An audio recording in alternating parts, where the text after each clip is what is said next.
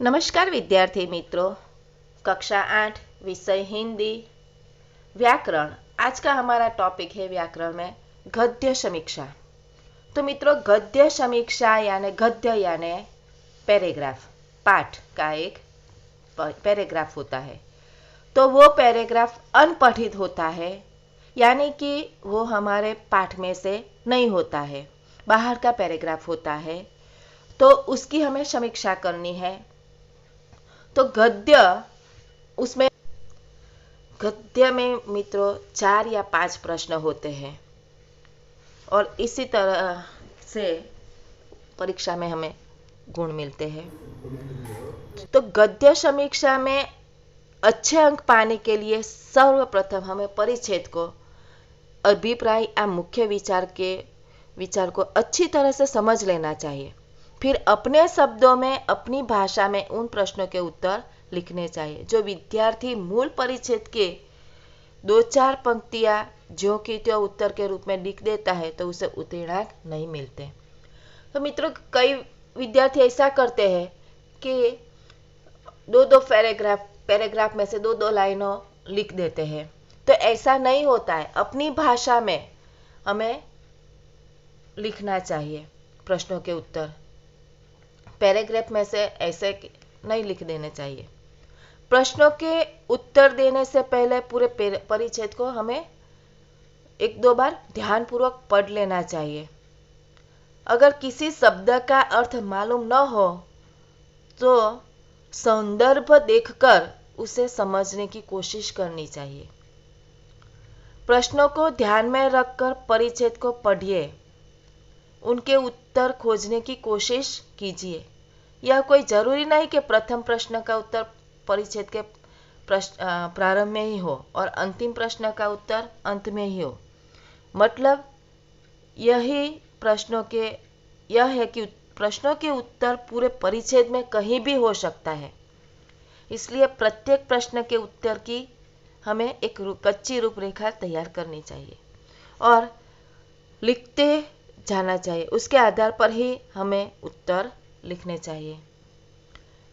कहने का तात्पर्य यह है कि मित्रों कि हमें परिच्छेद को अच्छे से ध्यान से पढ़ना चाहिए और जो प्रश्न दिए हैं उसको समझकर अच्छे से लिखने चाहिए। परिच्छेद में अलंकार, मुहावरे, कहावतों आदि का जो भाव होता है उसके उत्तर भी सरल और सीधी स्पष्ट भाषा में लिखना चाहिए और उसका उत्तर देने के लिए अपनी ओर से उदाहरण या दृष्टांत नहीं देने चाहिए।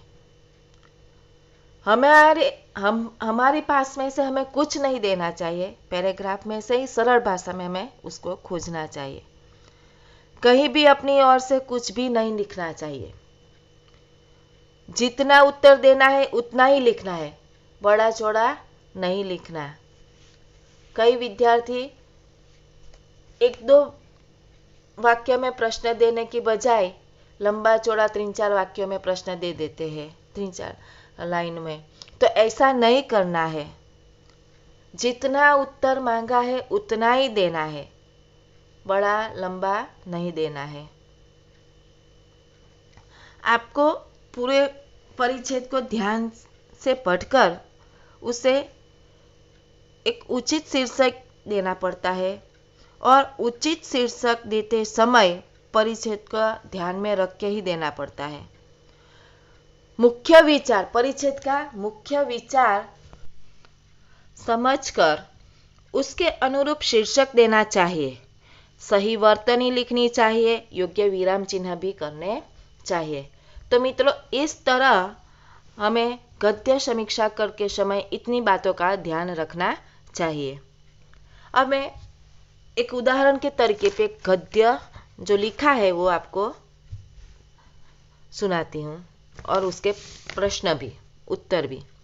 तो सुनो, विद्यार्थी के लिए शिक्षक ही उसका आदर्श होता है, लेकिन भीड़ भरी कक्षाओं में शिक्षक की शिक्षक के लिए यह संभव नहीं हो पाता कि वह अपने प्रत्येक विद्यार्थी और उसकी समस्याओं को व्यक्तिगत रूप से जान सके। कार्य में अत्यधिक बोझ और शिक्षा पद्धति की औपचारिकताओं को पूरा करने में ही उसकी संपूर्ण शक्ति व समय समाप्त हो जाता है। विद्यार्थी केवल इस कुंठा से ही ग्रसित नहीं रहते कि उनका शिक्षक उनका नाम तक नहीं जानता, बल्कि अपनी संपूर्ण असुविधाओं के कारण भी शिक्षकों की उदासीनता ही समझते हैं। शिक्षा के क्षेत्र में संपूर्ण देश के लिए कोई समान नीति न होने से भी विद्यार्थियों के आक्रोश में वृद्धि होती है।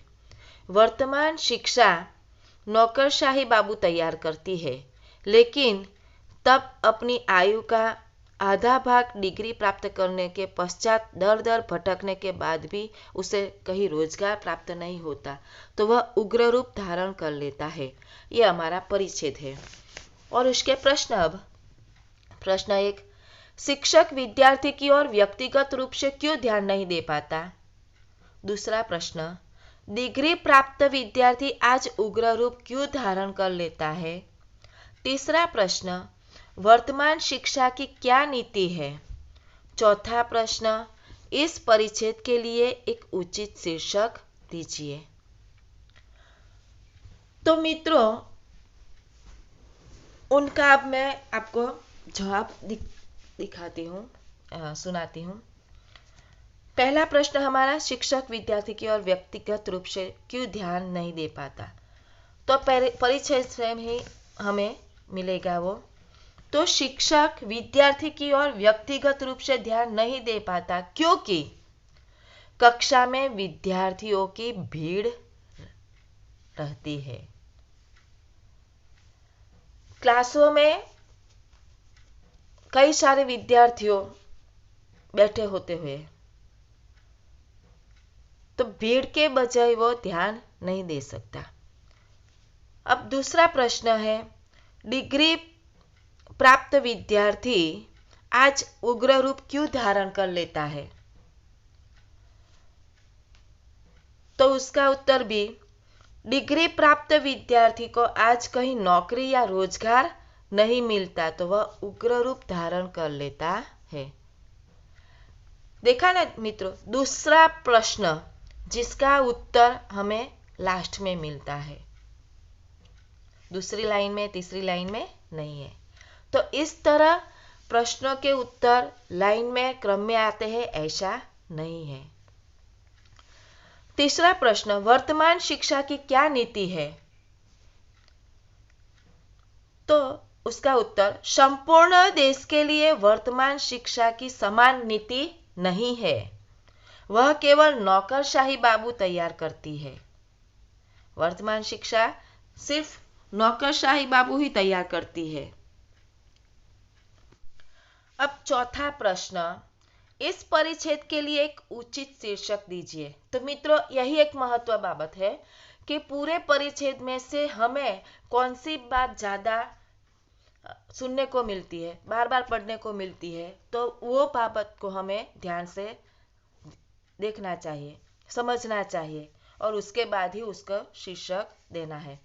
तो हमें इस पैराग्राफ में शिक्षा की ही बात मिली ज्यादातर, तो उसका हमें उचित शीर्षक ये होगा कि वर्तमान शिक्षा के दोष अथवा वर्तमान शिक्षा पद्धति। इस तरह से हम गद्य के उचित शीर्षक दे सकते हैं। तो मित्रों, हमें गद्य समीक्षा करते समय इतनी बातों का ध्यान रखना चाहिए। अस्तु।